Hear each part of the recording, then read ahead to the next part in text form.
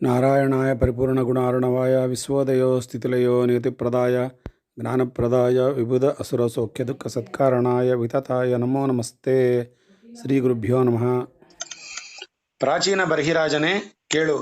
ಹೀಗೆ ಮೋಹವಶವನಾಗಿ ತನ್ನನ್ನು ಪ್ರಾರ್ಥಿಸುತ್ತಿದ್ದ ಪುರಂಜನ ವಿಷಯದಲ್ಲಿ ಅವಳು ಪ್ರಸನ್ನಳಾಗಿ ಹಸನ್ಮುಖವನ್ನು ತೋರಿದೊಡನೆಯೇ ರಾಜನು ಸ್ವರ್ಗವೇ ಹಸ್ತಗತವಾದಂತೆ ಅವಳನ್ನು ಗಾಢಲಿಂಗನ ಮಾಡಿಕೊಂಡು ಉಚಿತಗಳ ಮೆರೆಯನ್ನು ಮೀರಿ ಅವಳಲ್ಲಿ ವಿವಿಧ ಕಾಮಪ ಭೋಗಗಳನ್ನು ಅನುಭವಿಸಿದನು. ಹೀಗೆ ಎಷ್ಟು ಕಾಲ ಕಳೆದು ಹೋಗಲು ಕ್ರಮಕ್ರಮವಾಗಿ ಅವನ ಯೌವನ ದೆಸೆಯು ಕ್ಷಯಿಸುತ್ತಾ ಹೋಗಸಾಗಿತು. ಪುರಂಜನನಿಗೆ ಸಂಸಾರ ವ್ಯವಸ್ಥೆಯಲ್ಲಿ ಹೀಗೆ 50 ವರ್ಷಗಳಾದುವುದೆಂಬ ವೇಳೆಗೆ 111 ಮಂದಿ ಗಂಡು ಮಕ್ಕಳು 110 ಮಂದಿ ಹೆಣ್ಣು ಮಕ್ಕಳು ಜನಿಸಿದರು. ಹೀಗೆ ಸಂತಾನವೃದ್ಧಿಯು ಆಗಿರಲು ಮಕ್ಕಳಿಗೆಲ್ಲ ಯೋಗ್ಯ ಕನ್ಯೆಯರನ್ನು ವರಗಳನ್ನು ಹುಡುಕಿ ವಿವಾಹ ಕಾರ್ಯಗಳನ್ನು ವಿಜೃಂಭಣೆಯಿಂದ ನಡೆಸಿದನು. ಹೀಗೆ ಪುರಂಜನನ ಮಕ್ಕಳು ಮೊಮ್ಮಕ್ಕಳ ಬಳಗವು ದಿನದಿನಕ್ಕೆ ಬೆಳೆಯುತ್ತಾ ಪಾಂಚಾಲ ದೇಶವೆಲ್ಲ ಪುರಂಜನ ವಂಶೀಯರಿಂದಲೇ ನಿಬಿಡವಾಯಿತು. ರಾಜ್ಯ, ಐಶ್ವರ್ಯ, ಸಂತಾನ, ಸಮೃದ್ಧಿ ಇವುಗಳೆಲ್ಲ ಅವನಿಗೆ ಮೇಲೆ ಮೇಲೆ ಮಮತೆ ಅನುರಾಗಗಳನ್ನು ಹೆಚ್ಚಿಸುತ್ತಾ ಬರುತ್ತಿರಲಾಗಿ ಅವನು ಸಂಪೂರ್ಣವಾಗಿ ಪರಲೋಕ ವಿಚಾರವನ್ನು, ದೇವರು, ಧರ್ಮ ಮುಂತಾದ ಸಂಗತಿಗಳನ್ನು ಮರೆತು ವಿಷಯ ಸುಖಗಳನ್ನು ಅಪೇಕ್ಷಿಸುತ್ತಾ ಅವುಗಳನ್ನು ಪಡೆಯುವುದಕ್ಕಾಗಿ ಹಲವು ಬಗೆಯ ಕಾಮ್ಯಕರ್ಮಗಳನ್ನು, ಪಶುವಧ ರೂಪವಾದ ಯಾಗಗಳನ್ನು ಆರಂಭಿಸಿ ಹಲವು ಪ್ರಾಣಿಗಳನ್ನು ಯಜ್ಞಾಹುತಿಯ ರೂಪದಿಂದ ವಧಿಸಿದನು. ಹೀಗೆ ವಿಷಯಾಭಿಲಾಷೆ, ಕಾಮ ಸಂತೃಪ್ತಿ, ಕುಟುಂಬ ಪೋಷಣೆ ಮುಂತಾದ ಈ ಅಲ್ಪ ಕಾಮನೆಗಳಲ್ಲೇ ತೃಪ್ತಿಗೊಳ್ಳಲು ಹವಣಿಸುತ್ತಾ ಇಂತು ಐಹಿಕ ಸುಖಾನುಭವದಲ್ಲೇ ಮಗ್ನನಾಗಿದ್ದ ಅವನಿಗೆ ಮುಪ್ಪು ಬಂದಿತು. ಆಗ ಚಂಡವೇಗನೆಂಬ ಗಂಧರ್ವರಾಜನು ತನ್ನ ದೂತರಾದ 360 ಮಂದಿಯ ಪರಿವಾರದೊಂದಿಗೆ ಅವನ ಆ ಪುರವನ್ನು ಕೊಳ್ಳೆ ಹೊಡೆಯಲು ಬಂದನು. ಆ 360 ಮಂದಿ ಭೃತ್ಯರು ಅಷ್ಟೇ ಸಂಖ್ಯೆಯ ತನ್ನ ಸ್ತ್ರೀಯರೊಂದಿಗೆ ಬಂದು ಸಮಸ್ತ ಭೋಗ ಸಾಧನಗಳಿಂದ ಪುರಂಜನ ರಾಜ್ಯವನ್ನು ಆಕ್ರಮಿಸಿದರು. ಅಲ್ಲಿ ಪ್ರಜಾಗರನೆಂಬ ಪಾಲಕನು ಮಾತ್ರ ಅವರನ್ನು ತನ್ನ ಕೈಯಲ್ಲಾದ ಮಟ್ಟಿಗೆ ಎದುರಿಸುತ್ತಾ ನಗರವನ್ನು ಕಾಪಾಡುತ್ತಿದ್ದನು.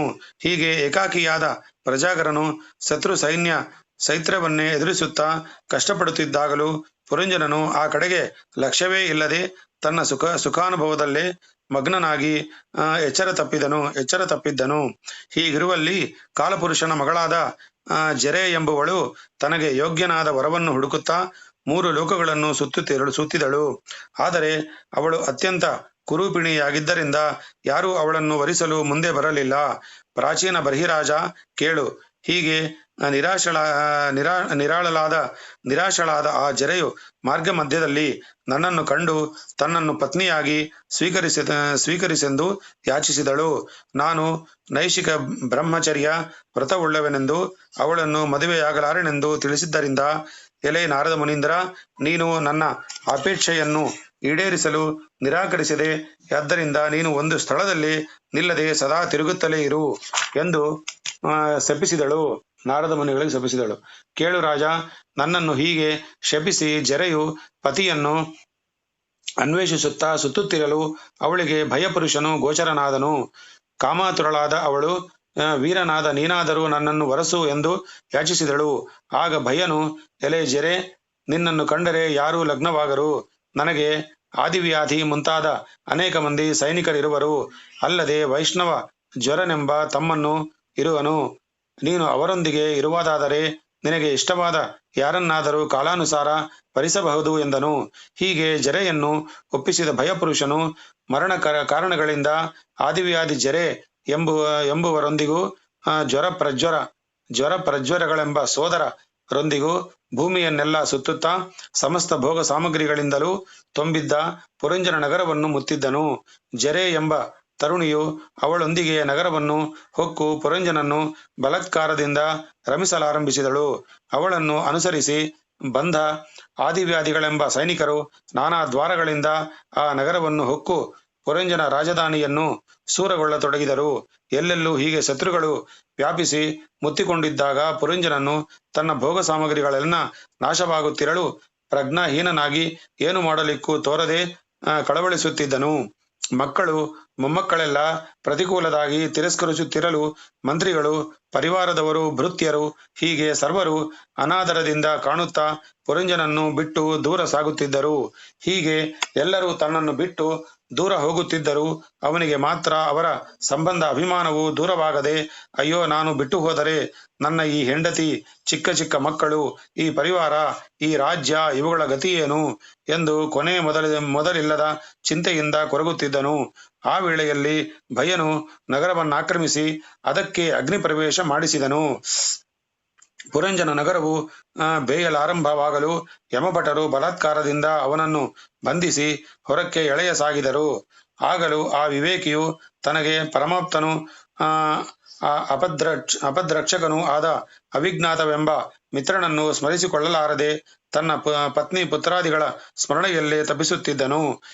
ಈ ಸಂದರ್ಭದಲ್ಲೇ ಅವನು ಯಾಗಗಳ ನೆಪದಿಂದ ಕೊಂದಿದ್ದ ಪ್ರಾಣಿಗಳೆಲ್ಲ ಕೋಪ ರೋಷಗಳಿಂದ ಒಟ್ಟುಗೂಡಿ ಮಹಾ ತೀಕ್ಷ್ಣವಾದ ತಮ್ಮ ಕೊಂಬುಗಳಿಂದ ಅವನನ್ನು ಇರಿಯಲು ಮುನ್ನುಗ್ಗಿ ಬಂದು ಹಿಂಸೆ ತೊಡಗಿಸವು.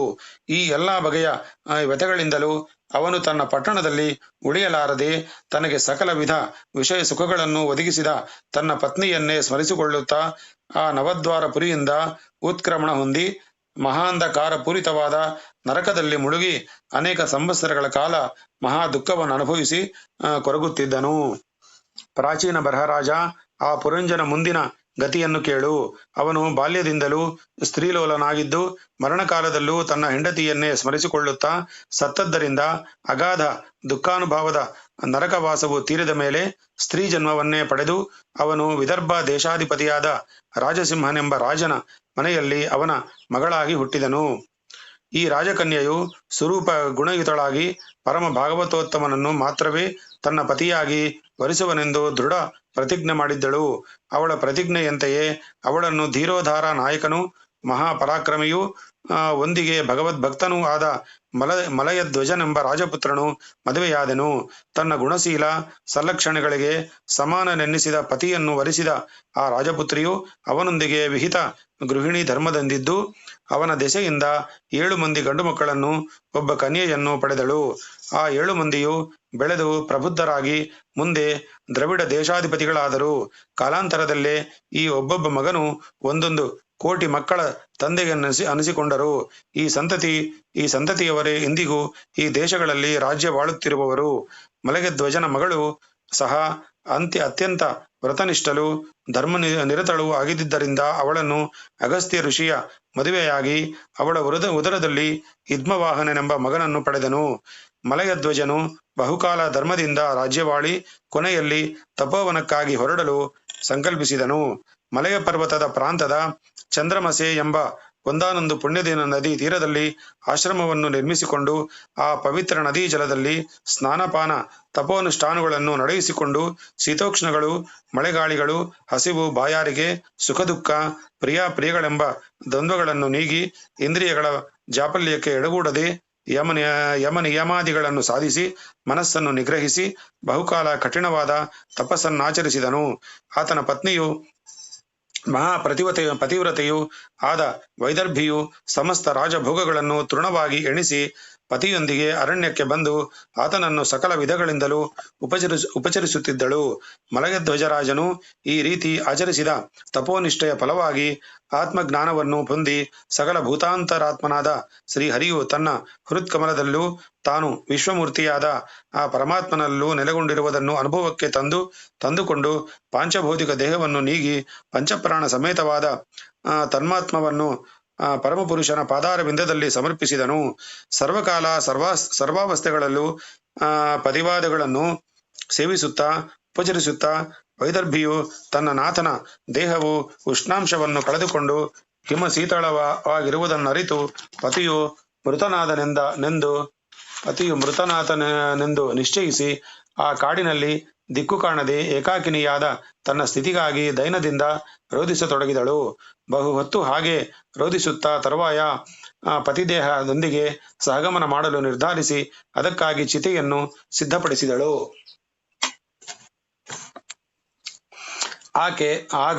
ಆಕೆಗೆ ಒಬ್ಬ ವೃದ್ಧ ಬ್ರಾಹ್ಮಣನು ದೃಷ್ಟಿಗೋಚರನಾಗಿ ಆಕೆಯನ್ನು ಮೃದು ಮಧುರ ವಾಕ್ಯಗಳಿಂದ ಸಂಬೋಧಿಸಿ ಸಮಾಧಾನಪಡಿಸುತ್ತಾ, ಎಲೈ ಸಾಧ್ವಿ, ನೀನು ಯಾರ ಮಗಳು? ಇಲ್ಲಿ ಮಲಗಿರುವ ಇವನ್ ಯಾರು? ಇವನಿಗಾಗಿ ಶೋಕಿಸುತ್ತಿರಲು ಕಾರಣವೇನು ಎಂಬ ವಿಚಾರಗಳನ್ನು ಬಲ್ಲೆಯಾ?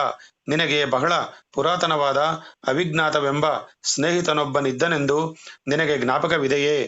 ಆತನು ನಿನಗೆ ಸರ್ವ ವಿಧಗಳಲ್ಲೂ ಹಿತೈಷನಾಗಿದ್ದರೂ ಅವನ ಬುದ್ಧಿವಾದಗಳ ತಡೆಗೆ ಲಕ್ಷ್ಯವಿಡದೆ ನೀನು ಗ್ರಾಮ ಸುಖಗಳ ಆಗಿಸಿ ಪಂಚೇಂದ್ರಿಯ ತೃಪ್ತಿಯೇ ಪರಮ ಪುರುಷಾರ್ಥವೆಂದು ಮರುಳಾಗಿ ನವದ್ವಾರ ವಿಶಿಷ್ಟವಾದ ನಗರವನ್ನು ಪ್ರವೇಶಿಸಿ ಸ್ತ್ರೀಲೋಲನಾಗಿ ನಿನಗೆ ಪರಮ ಹಿತೈಷವೂ ಮಿತ್ರನೂ ಆದ ನನ್ನನ್ನು ನಿನ್ನ ಸ್ವಸ್ವರೂಪವನ್ನು ಮರೆತು ಪುರಂಜನ ನಾಮಧೇಯದಿಂದ 100 ವರ್ಷಕಾಲ ಅಲ್ಲಿ ವಾಸಿಸಿ ಸಕಲ ವಿಧ ಆಶಾಪಾಶಗಳಿಂದಲೂ ಬಂಧಿತನಾಗಿ ಜೆರೆ ಎಂಬ ಸ್ತ್ರೀಯಿಂದಲೂ ಜ್ವರ ಪ್ರಜ್ವರ ಭಯ ಮುಂತಾದ ಯಮಕಿಂಕರರಿಂದಲೂ ಪೀಡಿತನಾಗಿ ಪ್ರಾಣತ್ಯಾಗ ಮಾಡಿದವನು ನೀನೇ ಅಲ್ಲವೇ? ಪುರುಷನಾದ ನೀನು ಈಗ ಸ್ತ್ರೀರೂಪದಿಂದ ಈ ಮಲಯ ಧ್ವಜನಿಗೆ ಭಾರ್ಯೆಯಾದ ವೈದರ್ಭಿ ಎಂದು ಭ್ರಮಿಸಿರುವೆ. ಇದಕ್ಕೆಲ್ಲ ಪರಮಾತ್ಮನ ಮಾಯೆಯೇ ಕಾರಣವಲ್ಲದೆ ಬೇರೆ ಇಲ್ಲವೆಂದು ನಂಬು. ನೀನು ನನಗೇನು ಬೇರೆಯಲ್ಲ, ನನ್ನ ಪ್ರತಿಬಿಂಬವೇ ನೀನು. ನಾನು ಯಾವಾಗಲೂ ನಿನ್ನನ್ನು ಬಿಡದೆಯೇ ಒಟ್ಟುಗಿದ್ದು ನಿನ್ನ ಸಕಲ ಕಾರ್ಯಗಳಲ್ಲೂ ಸಾಕ್ಷಿ ರೂಪನಾಗಿರುತ್ತಿರುವೆನು. ನೀನು ನನಗೆ ಶರೀರವಾಗಿಯೂ ನಾನು ನಿನಗೆ ಬಿಂಬನಾಗಿ ನಿನ್ನಲ್ಲಿ ಅಂತರಾತ್ಮನಾಗಿಯೂ ಇರುವನು ಎಂದು ನಂಬು ಎಂದು ತಿಳಿಯ ಹೇಳಿದನು. ಹೀಗೆ ವೃದ್ಧ ಬ್ರಾಹ್ಮಣರ ರೂಪದಿಂದ ಆತನು ಹೇಳಿದ ಸಂಗತಿಗಳಿಂದ ವೈದರ್ಭಿ ನಾಮಧೇಯಳಾಗಿದ್ದ ಆ ಸ್ತ್ರೀ ವ್ಯಕ್ತಿಗೆ ತನ್ನ ಸ್ವಸ್ವರೂಪದ ಸ್ಮರಣೆಯುಂಟಾಗಿ ತಾನು ಪುರಂಜನ ನಾಮದಿಂದ ಪುರುಷನೆಂದು ತಿಳಿಯುಂಟಾಯಿತು. ಪ್ರಾಚೀನ ಬರ್ಹಿರಾಜ, ಕೇಳಿದೆಯಾ? ಆಧ್ಯಾತ್ಮ ಸಂಬಂಧವಾದ ವಿಚಾರವನ್ನು ಈ ಪುರಂಜನೋಪಾಖ್ಯಾನದ ಮೂಲಕ ತಿಳಿಸಿರುವೆನು. ಇದರ ಮೂಲಕ ನೀನು ಪುರಂಜನ ಮಾರ್ಗದಲ್ಲಿ ನಡೆಯುವುದರಿಂದ ಉಂಟಾಗುವ ಅಪಾಯವನ್ನು ತಿಳಿದು ಜಾಗೃತನಾಗುವುದು ಒಳಿತು ಎಂದು ನುಡಿದರು. ಅಂದ್ರೆ ನಮ್ಮ ದೇಹನೇ ನವದ್ವಾರಗಳು, ಇಲ್ಲೇ ಇರ್ತೀವಿ ಅಂತ ಆ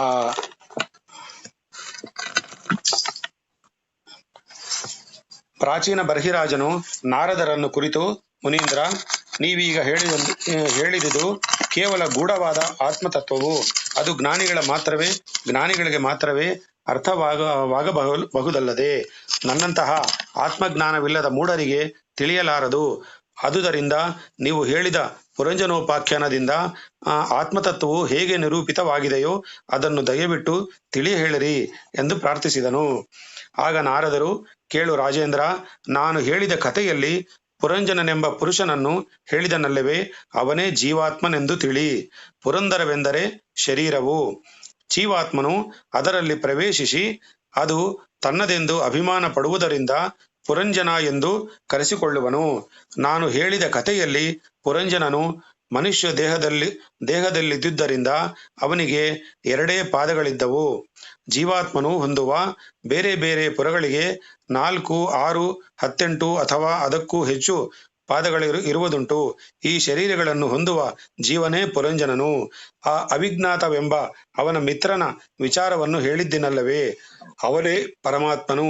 ಆ ಸ್ನೇಹಿತನು ಅವನ ಬಳಿಯಲ್ಲಿ ಅವನ ಅಂತರಾತ್ಮನು, ಬಿಂಬನು, ಪ್ರೇರಕನೂ ಆಗಿದ್ದರೂ ಅವನ ಹೆಸರಾಗಲಿ ಕಾರ್ಯವಾಗಲಿ ಗುಣವಾಗಲಿ ಯಾರಿಗೂ ತಿಳಿಯುವುದಿಲ್ಲವಾದ್ದರಿಂದ ಅವನನ್ನು ಅವಿಜ್ಞಾತನೆಂದು ಹೇಳಿದನು. ಜೀವಾತ್ಮನು ಯಾವಾಗ ಶಬ್ದ, ಸ್ಪರ್ಶ, ರೂಪ, ರಸ, ಗಂಧ ಎಂಬೀ ವಿಷಯ ಸುಖಗಳನ್ನು ಪಂಚೇಂದ್ರಿಯಗಳ ಸಹಾಯದಿಂದ ಹೊಂದಬೇಕೆಂದು ಇಚ್ಛಿಸುವನು, ಆಗ ಅವನು ಮನುಷ್ಯ ದೇಹವನ್ನು ಹೊಂದಿ ನವದ್ವಾರಗಳಿಂದ ಕೂಡಿದ ಆ ಪುರದಲ್ಲಿ ಬುದ್ಧಿ ಎಂಬ ಹೆಸರಿನ ಪ್ರಮದೆಯನ್ನು ಪತ್ನಿಯಾಗಿ ಗ್ರಹಿಸಿ ಅವಳ ಪ್ರೇರಣೆಯಿಂದ ಸುಖಾನುಭವ ಮಾಡತೊಡಗುವನು. ನಾನು ನನ್ನದು ಎಂಬ ಅಹಂಕಾರ ಮಮಕಾರಗಳಿಂದ ಕೂಡಿ ಮುಂಗಾಣದೆ ಕಣ್ಣು, ಕಿವಿ ಮೊದಲಾದ ಇಂದ್ರಿಯ ಜನ್ಯ ಸುಖಗಳನ್ನು ಅನುಭವಿಸುವ ಜೀವಾತ್ಮನು ತನ್ನ ಪತ್ನಿಯಾದ ಪ್ರಮದೆಯ 11 ಮಂದಿ ಮಿತ್ರರಿಂದ ಕೂಡಿದ್ದನೆಂದರೆ 5 ಜ್ಞಾನೇಂದ್ರಿಯಗಳು, 5 ಕರ್ಮೇಂದ್ರಿಯಗಳು ಮತ್ತು ಮನಸ್ಸು. ಇವುಗಳು ಬುದ್ಧಿಯಿಂದ ಪ್ರೇರೇಪಿತವಾಗಿ ಜೀವನಿಗೆ ಸುಖಾನುಭವವನ್ನು ಉಂಟು ಮಾಡುತ್ತಿದೆ ಎಂದು ತಿಳಿಯಬೇಕು. ಅವನ ಪತ್ನಿಯನ್ನು 5 ಹೆಡೆಗಳ ಒಂದು ಸರ್ಪವು ಮುಂದಿತ್ತು ನಡೆಯಿಸುತ್ತಿತ್ತು ಎಂದರೆ ಅದು ಶರೀರವನ್ನು ರಕ್ಷಿಸುವ ಪ್ರಾಣ, ಅಪಾನ, ಉದಾನ, ಸಮಾನ ಮತ್ತು ವ್ಯಾನವೆಂಬ ಪಂಚಪ್ರಾಣ ವಾಯುಗಳೆಂದೇ ತಿಳಿ. 10 ಮಂದಿ ಭಟರಿಗೆ ನಿಯಾಮಕನಾಗಿದ್ದ ಸೇನಾಪತಿ ಎಂಬುವನನ್ನು ಆ ಮನಸ್ಸೆಂದು ತಿಳಿ. ಆ ಪಟ್ಟಣದ ನವದ್ವಾರಗಳೆಂದರೆ ಶರೀರಕ್ಕಿರುವ 2 ಕಣ್ಣುಗಳು, 2 ಕಿವಿಗಳು, ಮೂಗಿನ 2 ರಂಧ್ರಗಳು ಮತ್ತು ಬಾಯಿ, ಈ 7 ಮೇಲಿನ ದ್ವಾರಗಳು, ಮಲಮೂತ್ರ ದ್ವಾರಗಳು ಕೆಳಗಿನವು. ನಗರದ ಈ ನವದ್ವಾರಗಳಲ್ಲೂ ಪುರಂಜನನು ಸಂಚಾರ ಮಾಡುತ್ತಿದ್ದಾನೆಂದರೆ ಜೀವಾತ್ಮನು ಕಣ್ಣುಗಳಿಂದ ನೋಡುತ್ತಲೂ, ಕಿವಿಗಳಿಂದ ಕೇಳುತ್ತಲೂ, ಮೂಗಿನಿಂದ ಆಘ್ರಾಣಿಸುತ್ತಲೂ, ನಾಲಿಗೆಯಿಂದ ರುಚಿ ನೋಡುತ್ತಲೂ, ಮಲಮೂತ್ರ ದ್ವಾರಗಳಿಂದ ದೇಹದ ಕಶ್ಮಲವನ್ನು ವಿಸರ್ಜಿಸುವುದರೊಂದಿಗೆ ಮೈಥುನಾದಿ ಕ್ರಿಯೆಗಳನ್ನು ನಡೆಸುತ್ತಲೂ ಇರುವನು. ಚಂಡವೇಗನೆಂಬ ಗಂಧರ್ವ ಸೇನಾಪತಿಯು ಪುರಂಜನಿಗೆ ಎದುರಾದನೆಂದು ಹೇಳಿದನಲ್ಲವೇ. ಜೀವನ ಆಯುಕಾಲವನ್ನು ಅಳೆಯುವ ಸಂವತ್ಸರವನ್ನೇ ಆ ಹೆಸರಿನಿಂದ ಕರೆಯದೆಂದು ತಿಳಿ. ಅವನು ಅನುಚರರು ಪತ್ನಿಯರಿಂದೊಡಗೂಡಿದ 360 ಮಂದಿ ಎಂದರೆ 360 ಹಗಲುಗಳು ಮತ್ತು ರಾತ್ರಿಗಳು ಎಂದು ತಿಳಿಯಬೇಕು. ಈ ಕಾಲವು ಕ್ಷಣಮಾತ್ರವೂ ನಿಲ್ಲದೆ ಚಕ್ರದಂತೆ ವೇಗದಿಂದ ಸುತ್ತುತ್ತಿರುವುದರಿಂದ ಇದನ್ನು ಚಂಡವೇಗ ಎಂದು ಕರೆಯಲಾಗಿದೆ. ಈ ಸಂವತ್ಸರವು ಯಾರ ಅಂಕೆಗೂ ನಿಲ್ಲದೆ ಮನುಷ್ಯನ ಆಯುಷ್ಯನ್ನು ಅಪಹರಿಸುತ್ತಾ ಅವನನ್ನು ಕಾಲಕನ್ಯೆಯ ಬಳಿಗೆ ಒಯ್ಯುವುದೆಂದು ಹೇಳಿದೆ. ಈ ಕಾಲಕನ್ಯೆಯಾದ ಜರೆಯು ಕುರೂಪಿಣಿಯಾದುದರಿಂದ ವಾರ್ಧಿಕಾವಸ್ಥೆಯು ಮನುಷ್ಯನ ಸುಂದರಾಕೃತಿಯನ್ನು ಕೆಡಿಸಿ ದುರ್ಬಲನನ್ನಾಗಿ ಮಾಡುವುದರಿಂದ ಅದನ್ನು ಇಷ್ಟಪಟ್ಟು ಯಾರೂ ಅಪೇಕ್ಷಿಸರು. ಆದರೆ ಮೃತ್ಯುವು ಅವಳನ್ನು ಮೆಚ್ಚಿ ವರಿಸಿದರೆಂದರೆ ಆ ಜರೆಯ ಸಹಾಯದಿಂದಲೇ ಮನುಷ್ಯನಿಗೆ ಮೃತ್ಯು ಸನ್ನಿಹಿತವಾಗುವುದೆಂಬುದು ಸ್ಪಷ್ಟವಾಗಿಯೇ ಇದೆ. ಭಯವನೆಂಬ ಮೃತ್ಯುವು ಪುರಂಜನ ಪಟ್ಟಣವನ್ನು ಮುತ್ತಿದನೆಂದರೆ ವಾರ್ಧಕ್ಯಕ್ಕೆ ಸಹಜವಾದ ಆದಿವ್ಯಾಧಿಗಳೆಲ್ಲವೂ ತಲೆದೂರಿ ಸಂಕಟ ಕರಗಳಾದುವುದೆಂದು ತಿಳಿಯಬೇಕು. ರಾಗದ್ವೇಷಗಳು, ಭಯ, ಅಭಿಮಾನ, ಪ್ರಮಾದ ಮುಂತಾದುವುದೆಲ್ಲವೂ ಮೃತ್ಯುವಿನ ಸ್ನೇಹಿತರು ಮತ್ತು ಸೇವಕರು. ಜ್ವರ ಪ್ರಜ್ವರಗಳೆಂಬುವಳೆ ಸಮಸ್ತ ರೋಗಗಳು. ಪ್ರಾಚೀನ ಬರ್ಹಿರಾಜ, ಆ ಪುರಂಜನನು ಬೇಟೆಗೆ ಹೊರಟ ವೃತ್ತಾಂತರದ ಅಂತರಾರ್ಥವನ್ನು ಹೇಳುವೆನು ಕೇಳು. ದೇಹವೆಂಬುವುದೇ ಅವನ ರಥವು, ಜ್ಞಾನೇಂದ್ರಿಯಗಳೇ ಅದಕ್ಕೆ ಕಟ್ಟಿದ ಕುದುರೆಗಳು. ಪುಣ್ಯ ಪಾಪಕರ್ಮಗಳೆಂಬುವ ರಥಚಕ್ರಗಳು, ಕಾಲವೇಗವೇ ರಥದ ಗಮನಕ್ರಿಯೆಯು. ಸತ್ವ ರಜ ಸ್ತಮೋ ಗುಣಗಳೆಂಬುವೇ ರಥದ ಧ್ವಜಗಳು. ಮನಸ್ಸೇ ಕುದುರೆಗಳಿಗೆ ಕಟ್ಟಿದ ಹಗ್ಗವೆಂಬುದು, ಬುದ್ಧಿಯೇ ಸಾರಥಿಯು. ಪಂಚೇಂದ್ರಿಯಗಳ ಮೂಲಕ ಗ್ರಹಿಸುವ ಶಬ್ದಾದಿ ವಿಷಯಗಳೇ ಜೀವಾತ್ಮನೆಂಬ ರಥಿಕನು ಉಪಯೋಗಿಸುವ ಬಾಣಗಳು. ವಿಷಯ ಸುಖಾಭಿಲಾಷೆಯಿಂದ ಜೀವನು ಧಾವಿಸಿ ಹೊರಡುವುದೇ ಬೇಟೆಗಾಗಿ ವನಪ್ರಯಾಣವು. ಜೀವಾತ್ಮನು ಹೀಗೆ ಶರೀರವೆಂಬ ರಥದಲ್ಲಿ ಕುಳಿತು ಬುದ್ಧಿಯಿಂದ ಪ್ರೇರಿತನಾಗಿ ಬಿಸಿಲ್ದೋರೆಯಿಂದ ಆಸೆ ಹುಟ್ಟಿಸತಕ್ಕ ವಿಷಯ ಸುಖಗಳ ಕಡೆಗೆ ಓಡುತ್ತಿರುವ ಇಂದ್ರಿಯಗಳೆಂಬ ಸೈನಿಕರಿಂದೊಡಗೂಡಿ ಆಧ್ಯಾತ್ಮಿಕಾದಿ ತಾಪತ್ರಯವೆಂಬ ಬಿಸಿಲಲ್ಲಿ ಬೆಂದು ದುಃಖವೆಂಬ ಮಹಾರಣ್ಯದಲ್ಲಿ ಸುತ್ತಿ ಆಯುಕಾಲವನ್ನೆಲ್ಲ ಸಂಕಟದಲ್ಲಿ ಕಳೆಯುವನು. ಅಷ್ಟು ಮಾತ್ರವಲ್ಲ, ಅಜ್ಞಾನವೆಂಬ ಅಂಧಕಾರದಲ್ಲಿ ತತ್ತಳಿಸುತ್ತಾ ಪ್ರಾಣಿಗಳು, ಇಂದ್ರಿಯಗಳು ಮತ್ತು ಮನಸ್ಸು ಇವುಗಳ ಮೂಲಕ ಆಗುವ ಅನುಭವವನ್ನೆಲ್ಲ ತನ್ನಲ್ಲೇ ಆರೋಪಿಸಿಕೊಂಡು ತಾನು ಸುಖಿ ಎಂದು ದುಃಖಿ ಎಂದು ಭಾವಿಸಿಕೊಳ್ಳುವನು. ಅಹಂಕಾರ ಮಮಕಾರಗಳಿಂದ ಪುನರ್ಜನ್ಮಕ್ಕೆ ಕಾರಣಗಳಾದ ಹಲವು ವಿಧ ಕರ್ಮಗಳನ್ನು ಆಚರಿಸುತ್ತಿರುವನು. ಮನಸ್ಸನ್ನು ಪರಮಾತ್ಮನ ಕಡೆಗೆ ತಿರುಗಿಸಲು ಅಶಕ್ತನಾಗಿ ಸಾತ್ವಿಕ ರಾಜಸ ತಾಮಸಾದಿ ಗುಣಗಳ ಪ್ರಾಬಲ್ಯಕ್ಕೆ ಸಿಕ್ಕಿ ಉಚ್ಚ ನೀಚ ಜನ್ಮಗಳನ್ನು ಹೊಂದುತ್ತಾ ಹಲವು ಜನ್ಮಗಳನ್ನು ತೊಳಲುವನು. ರಾಜೇಂದ್ರ, ಸಂಸಾರ ದಶೆಯಲ್ಲಿ ಜೀವನಿಗೆ ಈ ತಾಪತ್ರಯವು ಎಂದಿಗೂ ತಪ್ಪಿದುದಲ್ಲ. ಭಗವದುಪಾಸನೆಯಲ್ಲದೆ ಇದರಿಂದ ಬಿಡುಗಡೆ ಹೊಂದುವ ಬೇರೆ ಉಪಾಯವೇ ಇಲ್ಲ. ಭಗವತ್ಪಾದಾರ ವಿಂದಗಳಲ್ಲಿ ನಿಶ್ಚಲ ಜ್ಞಾನ ಭಕ್ತಿಗಳಿಲ್ಲದೆ ಕೇವಲ ಕರ್ಮಾಚರಣೆಯಿಂದ ದುಃಖ ನಿವೃತ್ತಿ ಮಾಡಿಕೊಳ್ಳುತ್ತೇನೆಂದು ಬಯಸುವುದು ತಲೆಯ ಮೇಲಿನ ಮೂಟೆಯ ಭಾರವನ್ನು ಹೆಗಲ ಮೇಲೆ ತೆಗೆದುಕೊಂಡಂತಾಗುವುದಲ್ಲದೆ ಭಾರವನ್ನು ಇಳಿಸಿಕೊಂಡಂತೆ ಆಗದು. ಕೇಳಿದೆಯಾ ರಾಜೇಂದ್ರ? ಮಹಾನರ್ಥಕಾರಿಯಾದ ಈ ಸಂಸಾರ ದುಃಖವನ್ನು ನಿಗಿಸಿಕೊಳ್ಳಬೇಕೆಂದರೆ ಮನಸ್ಸನ್ನು ಜಯಿಸುವುದೇ ಮೂಲಮಂತ್ರವು. ಇದೇನು ಸುಲಭವಾಗಿ ಸಾಧ್ಯವಾಗತಕ್ಕದ್ದಲ್ಲ.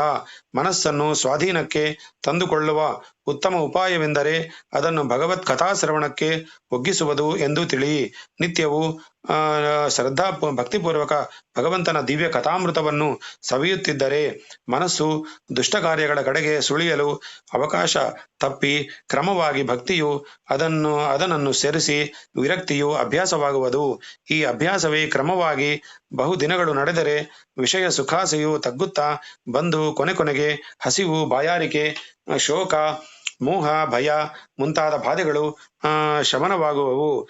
ದಿನಕ್ಕೆ ಭಗವತ್ ಕಥಾಶ್ರವಣಗಳು, ಭಗವದ್ಭಕ್ತರ ಸಹವಾಸವು ಪ್ರಿಯವೆನ್ನಿಸತೊಡಗುವುದು. ವೈರಾಗ್ಯ ಭಾವವು ಮನಸ್ಸಿನಲ್ಲಿ ಬೇರೂರಿ ತನ್ಮೂಲಕ ಆತ್ಮಜ್ಞಾನವು, ಭಕ್ತಿಭಾಗ್ಯವು ಲಭಿಸುವವು. ಪ್ರಾಚೀನ ಬರ್ಹಿರಾಜ ಭಗವಂತನಲ್ಲಿ ಭಕ್ತಿಯುಂಟಾಗತಕ್ಕದ್ದಾದರೂ ಆತನ ಅನುಗ್ರಹವಿಲ್ಲದೆ ಲಾಭಿಸಲಾರದೆಂದು ತಿಳಿ.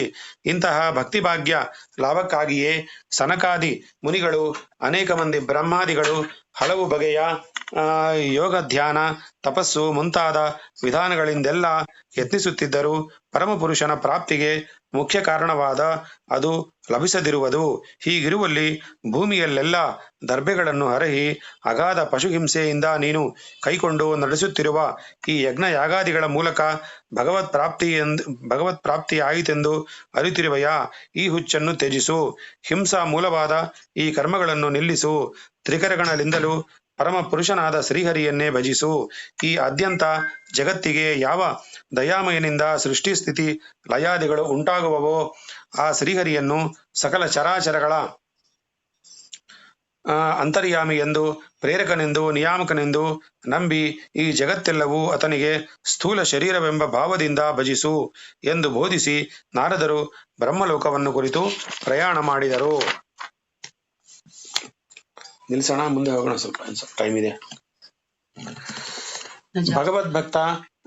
ಭಗವದ್ಭಕ್ತ ಶಿರೋಮಣಿಯಾದ ವಿದುರ ನಾರದರು ಹೀಗೆ ಪುರಂಜನೋಪಾಖ್ಯನಾದ ತಾತ್ವಿಕಾರ್ಥವನ್ನು ವಿವರಿಸಿದುದನ್ನು ಕೇಳಿ ಪ್ರಾಚೀನ ಬರ್ಹಿರಾಜನು ತಾನು ಮಾಡುತ್ತಿದ್ದ ಯಾಗ ಯಜ್ಞಾದಿ ಕಾರ್ಯಗಳನ್ನು ಅಲ್ಲಿಗೆ ನಿಲ್ಲಿಸಿ ಆತ್ಮತತ್ವವನ್ನು ತಿಳಿದು ಜಾಗೃತನಾದನು. ತನ್ನ ರಾಜ್ಯವನ್ನು ಮಕ್ಕಳ ಪಾಲಿಗೆ ವಹಿಸಿ ರಾಜ್ಯ ವಿಚಾರ, ಗೃಹ ಜೀವನ ಮುಂತಾದ ಸಕಲ ವಿಚಾರಗಳಲ್ಲೂ ವಿರಕ್ತಿ ಹೊಂದಿ ತಪಸ್ಸಿಗಾಗಿ ಕಪಿಲಾಶ್ರಮಕ್ಕೆ ಹೊರಟು ಹೋದನು. ಮತ್ತು ಅಂದಿನಿಂದ ಮುಂದೆ ಕೇವಲ ತೊಡಗಿನದಾದ ಕರ್ಮ ಮಾರ್ಗದಲ್ಲಿ ಜಿಜ್ಞಾಸೆ ಹೊಂದಿ ಜಿತೇಂದ್ರಿಯನಾಗಿ ಭಗವಂತನ ಪಾದಾರವಿಂದಗಳಲ್ಲಿ ಅನನ್ಯ ಭಕ್ತಿ ಇಟ್ಟು ಧ್ಯಾನಿಸುತ್ತಾ ಕಾಲಾಂತರದಲ್ಲಿ ಭಕ್ತಿ ಪರಿವಾಕ ಹೊಂದಿ ಭಗವತ್ ಸ್ವರೂಪಿಯ ಮುಕ್ತಿಯನ್ನು ಗಳಿಸಿಕೊಂಡನು. ನಾರದ ಮಹರ್ಷಿ ಪ್ರೋಕ್ತವಾದ ಈ ಆಧ್ಯಾತ್ಮ ತತ್ವವು ಬಹುಶ್ರೇಷ್ಠವಾದುದು. ಮನಸ್ಸನ್ನು ಶುದ್ಧಿಗೊಳಿಸುವುದರಲ್ಲಿ ಮೇಲ್ಗೈ ಎನ್ನಿಸುವುದು. ವಿದುರ, ಇದನ್ನು ಶ್ರದ್ಧಾ ಭಕ್ತಿಗಳಿಂದ ಆಚರಿಸಿದವರು ತಿರುಗಿ ಸಂಸಾರ ಬಂಧಕ್ಕೆ ಸಿಕ್ಕದೆ ಸದ್ಗತಿ ಸಾಧಕ ಮಾರ್ಗವನ್ನು ಕಂಡುಕೊಳ್ಳವರು. ಗೃಹಸ್ಥ ಧರ್ಮವು ಒಂದು ದೃಷ್ಟಿಯಿಂದ ಉತ್ತಮವೇ ಆದರೂ ಅದರ ಬಂಧನಕ್ಕೆ ಸಿಕ್ಕಿದಂತೆ ಮನುಷ್ಯನು ಜಾಗೃತನಾಗಿರುವುದಕ್ಕೆ ಈ ಉಪಾಖ್ಯಾನವು ಅಂಜನ ಸದೃಶವಾಗಿದೆ ಎಂದು ಮೈತ್ರೇಯರು ವಿವರಿಸಿದರು. ಆಗ ವಿದುರನು, ಓ ಮಹಾತ್ಮರೇ, ತಮ್ಮಿಂದ ಗೂಢವಾದ ಹಲವು ತತ್ವರಹಸ್ಯಗಳನ್ನು ತಿಳಿದು ನನ್ನ ಮನಸ್ಸು ಪ್ರಸನ್ನವಾಯಿತು. ತಾವು ಈ ಮೊದಲೇ ಪ್ರಾಚೀನ ಬರ್ಹಿರಾಜನ ಕುಮಾರರು ತಮ್ಮ ತಂದೆಯಿಂದ ಆಜ್ಞಾಪ್ತರಾಗಿ ತಪಸ್ಸಿಗೆ ಹೊರಡು ರುದ್ರದೇವರಿಂದ ಉಪದೇಶ ಹೊಂದಿ ಉಗ್ರ ತಪಸ್ಸನ್ನು ಆಚರಿಸಿ ಪರಮಾತ್ಮನ ಸಂದರ್ಶನಕ್ಕಾಗಿ ದೀರ್ಘಕಾಲ ತಪೋನಿಷ್ಠರಾಗಿದ್ದರೆಂದು ಹೇಳಿದಿರಷ್ಟೇ. ಮುಂದೆ ಅವರು ಈ ಲೋಕದಲ್ಲಿದ್ದಷ್ಟು ದಿನಗಳು ಮಾಡಿದ ಕಾರ್ಯವೇನು? ಅವರಿಗೆ ಆ ತಪಫಲವಾಗಿ ಭಗವತ್ ಸಂದರ್ಶನವಾಯಿತೇ? ಆ ಸಂದರ್ಶನದಿಂದ ಅವರಿಗೆ ದೊರೆತ ಫಲ ಪ್ರಯೋಜನಗಳೇನು?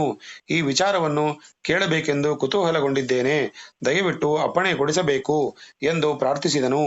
ವಿದುರನ ಆ ಅಪೇಕ್ಷೆಯನ್ನು ಪೂರ್ಣ ಮಾಡಲೆಲೆಸಿ ಮೈತ್ರೇಯರು, ಕೇಳು ವಿದುರ, ರುದ್ರನಿಂದ ತತ್ವೋಪದೇಶ ಪಡೆದ ಆ ರಾಜಕುಮಾರರು ಮಹಾಸಮುದ್ರ ಮಧ್ಯದಲ್ಲಿ ಆ ಸ್ತೋತ್ರವನ್ನೇ ಜಪಿಸುತ್ತಾ 10,000 ವರ್ಷಗಳವರೆಗೆ ಮಹಾನಿಷ್ಠೆಯಿಂದ ತಪಸ್ಸನ್ನಾಚರಿಸಿ ಪರಮ ಪುರುಷನನ್ನು ಸಂತೋಷಪಡಿಸಿದರು.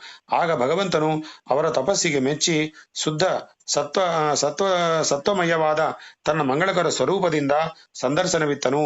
ದಿವ್ಯವಾದ ಕಿರೀಟ ಕುಂಡಲಗಳು, ಕೌಸ್ತುಭಮಣಿ ಶೋಭಿತವಾದ ದಿವ್ಯಾಹಾರ, ವಕ್ಷಸ್ಥಳದಲ್ಲಿ ಮಹಾಲಕ್ಷ್ಮಿಯ ದಿವ್ಯ ಸಾನ್ನಿಧ್ಯ, ಚತುರ್ಭುಜಗಳಲ್ಲೂ ಹೊಳೆಯುವ ಶಂಖಚಕ್ರ ಗದಾ ಪದ್ಮಾದಿ ಆಯುಧಗಳು ಇವುಗಳಿಂದ ಜಗಜಗಿಸುತ್ತಾ ಗರುಡಾರೂಢನಾಗಿದ್ದ ಆ ಮಹಾಪ್ರಭುವಿನ ದಿವ್ಯ ರೂಪವನ್ನು ಕಂಡು ಪರಮ ಸಂತುಷ್ಟರಾದ ಆ ರಾಜಕುಮಾರರು ಸಾಷ್ಟಾಂಗ ದಂಡ ಪ್ರಣಾಮ ಮಾಡಿ ಕೈಕಟ್ಟಿ ನಿಂತಿರಲು ಶ್ರೀ ವಿಷ್ಣುಮೂರ್ತಿಯು ಎಲೈ ರಾಜಪುತ್ರರೇ, ನೀವು ನನ್ನಲ್ಲಿ ತೋರಿಸಿದ ಭಕ್ತಿಗೂ ಅಣ್ಣ ತಮ್ಮಂದಿರಾದ ನೀವುಗಳೆಲ್ಲರೂ ಪರಸ್ಪರ ಪ್ರೀತಿ ವಿಶ್ವಾಸ ಐಕ್ಯಮತ್ಯಗಳಿಂದ ಇರುವುದಕ್ಕೂ ನಾನು ಸಂತೋಷಪಟ್ಟು ನಿಮಗೆ ಗೌರವವನ್ನು ಕೊಡುವುದಕ್ಕೆಂದು ಬಂದಿದ್ದೇನೆ.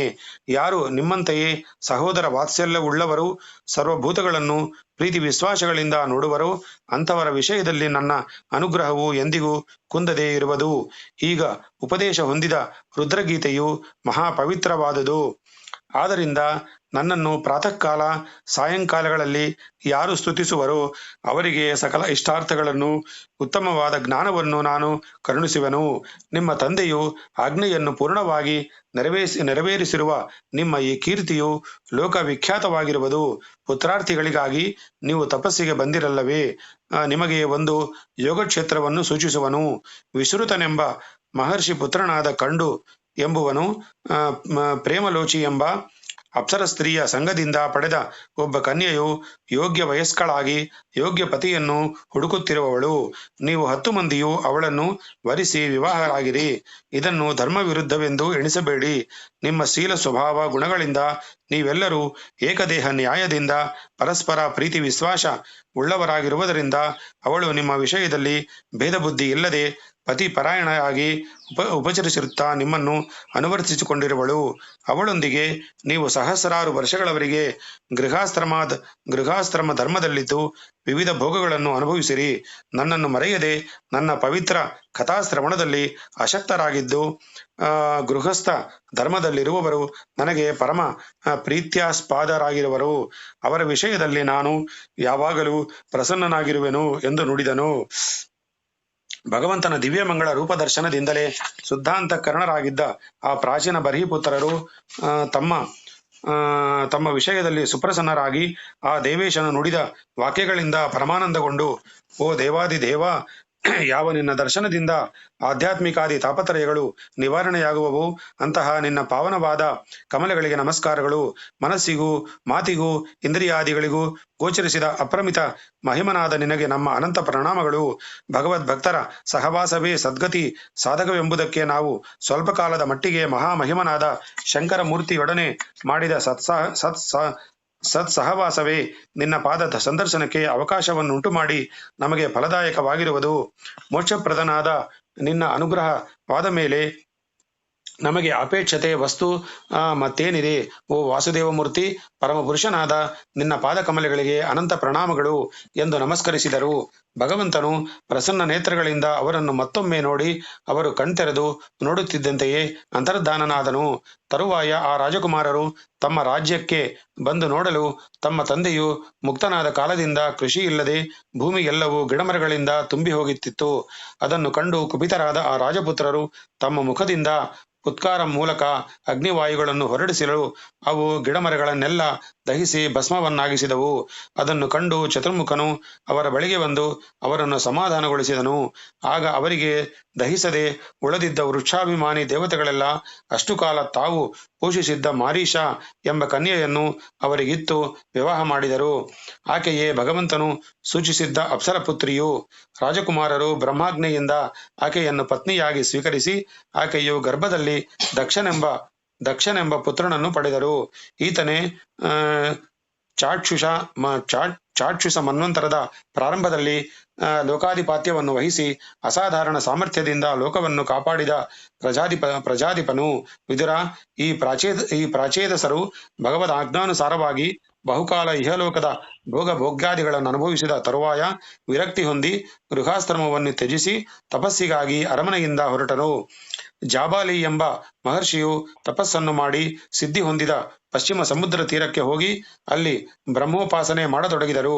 ಅವರು ಕ್ರಮವಾಗಿ ಪ್ರಾಣಗಳನ್ನು ಮನಸ್ಸನ್ನು ಮಾತನ್ನು ತಡೆದು ದೇಹ ವ್ಯಾಪಾರಗಳನ್ನೆಲ್ಲ ಸ್ತಬ್ಧಗೊಳಿಸಿ ಪರಬ್ರಹ್ಮನಲ್ಲಿ ಮನಸ್ಸನ್ನು ನೆಲೆಗೊಳಿಸಿ ತಪಸ್ಸನ್ನು ಆರಂಭಿಸುವ ವೇಳೆಗೆ ಸರಿಯಾಗಿ ದೇವರ್ಷಿ ಶ್ರೇಷ್ಠನಾದ ನಾರದರು ಅಲ್ಲಿಗೆ ಬಂದರು.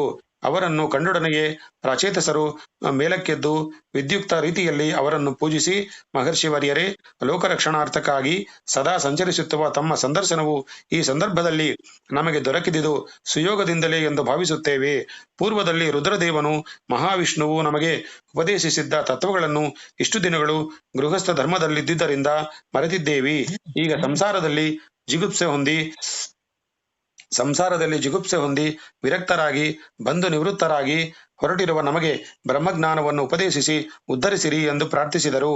ಆಗ ನಾರದರು, ರಾಜಪುತ್ರರೇ, ಮನುಷ್ಯ ಜನ್ಮವು ಆ ಜನ್ಮದಲ್ಲಿ ನಡೆಸತಕ್ಕ ಕರ್ಮಗಳು, ಆಯುಷ್ಯು, ಮನಸ್ಸು, ವಾಕ್ಕು ಮುಂತಾದುವುದೆಲ್ಲ ಈಶ್ವರ ಆರಾಧನೆಗೆ ಉಪಯೋಗಿಸಲ್ಪಟ್ಟಾಗ ಮಾತ್ರವೇ ಸಾರ್ಥಕವೆನ್ನಿಸುವವು. ಲೋಕೇಶ್ವರನಾದ ಭಗವಂತನನ್ನು ಸಂತೋಷಗೊಳಿಸದಿದ್ದರೆ ಯೋನಿ ಸಂಬಂಧದಿಂದ ಪಡೆದ ಮನುಷ್ಯ ಜನ್ಮವು, ಉಪನಯನ ಸಂಸ್ಕಾರದಿಂದ ಪಡೆದ ದ್ವಿಜ ಜನ್ಮವು, ಯಜ್ಞದೀಕ್ಷೆಯಿಂದ ಪಡೆದ ಸುಸಂಸ್ಕೃತ ಋಷಿ ಜನ್ಮವು ಸಾರ್ಥಕಗೊಳ್ಳಲಾರದು. ಭಗವಂತನನ್ನು ಸಂತೋಷಪಡಿಸಲಿಕ್ಕಾಗಿ ಉಪಯೋಗವಾಗದ ಕುಲವು, ತಪಸ್ಸು, ವಾಕ್ಚಾತುರ್ಯವು, ಮನಃಶಕ್ತಿಯು, ಬುದ್ಧಿ ನೈಪುಣ್ಯವು, ದೇಹ ಇಂದ್ರಿಯಾದಿ ಸಾಮರ್ಥ್ಯಗಳು, ವ್ರತಾನುಷ್ಠಾನವು ಹೀಗೆ ಎಲ್ಲವೂ ನಿರರ್ಥಕವೆನಿಸುವವು. ಅಷ್ಟು ಮಾತ್ರವಲ್ಲ, ಭಗವತ್ ಪ್ರಿಯಕರವೆನ್ನಿಸದ ಪ್ರಾಣಾಯಾಮಾದಿ ಯೋಗ ಸಾಧನೆಗೆ ಆಗಲಿ, ಆತ್ಮಜ್ಞಾನವಾಗಲಿ, ಸನ್ಯಾಸವಾಗಲಿ, ಅಧ್ಯಯನವಾಗಲಿ ಫಲಪ್ರದವಾಗಲಾರದು.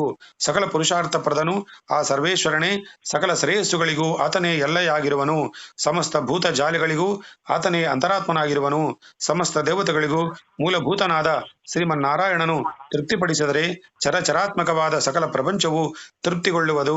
ಹೀಗೆ ತನ್ನನ್ನು ಅನನ್ಯ ಭಾವದಿಂದ ಆರಾಧಿಸುವ ಭಕ್ತರನ್ನು ಸರ್ವ ವಿಧದಿಂದಲೂ ರಕ್ಷಿಸುವುದಕ್ಕೆ ಆತನು ಯಾವಾಗಲೂ ಸಿದ್ಧನಾಗಿರುವನು. ಹೀಗೆ ನಾರದರು ಆ ಪ್ರಾಚೇತಸರಿಗೆ ತತ್ವೋಪದೇಶ ಮಾಡಿ ಮನೋಹರವಾದ ಇನ್ನೂ ಕೆಲವು ಭಗವತ್ ಚರಿತ್ರೆಗಳನ್ನು ಶ್ರವಣ ಮಾಡಿಸಿ ಅವರಿಗೆ ಶ್ರೇಯಸ್ಸುಂಟಾಗಲೆಂದು ಆಶೀರ್ವದಿಸಿ ಬ್ರಹ್ಮಲೋಕಕ್ಕೆ ತೆರಳಿದರು. ತರುವಾಯ ಆ ಪ್ರಾಚೇತಸರು ನಾರದರಿಂದ ಉಪದೇಶಿಸಲ್ಪಟ್ಟ ಭಗವತ್ ತತ್ವಗಳನ್ನೇ ಮನನ ಮಾಡುತ್ತಾ ಭಗವಂತನ ಪಾದ ಕಮಲಗಳನ್ನೇ ಮನಸ್ಸಲ್ಲಿಟ್ಟು ಧ್ಯಾನಿಸುತ್ತಾ ಕಾಲಕ್ರಮದಲ್ಲಿ ವಿಷ್ಣು ಸಾನ್ನಿಧ್ಯವನ್ನು ಹೊಂದಿದರು ಎಂದು ಮೈತ್ರೇಯರು ವಿದುರನಿಗೆ ಹೇಳಿದರೆಂಬ ಅರ್ಥವನ್ನು ಪರೀಕ್ಷಿತ್ ರಾಜನಿಗೆ ಸುಖ ಮಹರ್ಷಿಗಳು ವರ್ಣಿಸಿದರು. ಮೈತ್ರೇಯರಿಂದ ಹೀಗೆ ಭಗವತ್ ಕಥಾಶ್ರವಣ ಮಾಡಿದ ವಿದುರನು ಅವರಿಗೆ ಅತ್ಯಂತ ಕೃತಜ್ಞಪೂರ್ವಕವಾದ ಪ್ರಣಾಮಗಳನ್ನು ಅರ್ಪಿಸಿ ಅಲ್ಲಿಂದ ಪ್ರಯಾಣ ಮಾಡಿದನು ಎಂದು ಸೂತರು ಸವನಕಾದಿಗಳಿಗೆ ವಿವರಿಸಿದರು. ಇಲ್ಲಿಗೆ ಚತುರ್ಥ ಸ್ಕಂದ ಸಮಾಪ್ತವು. ಶ್ರೀಕೃಷ್ಣಾರ್ಪಣಮಸ್ತು.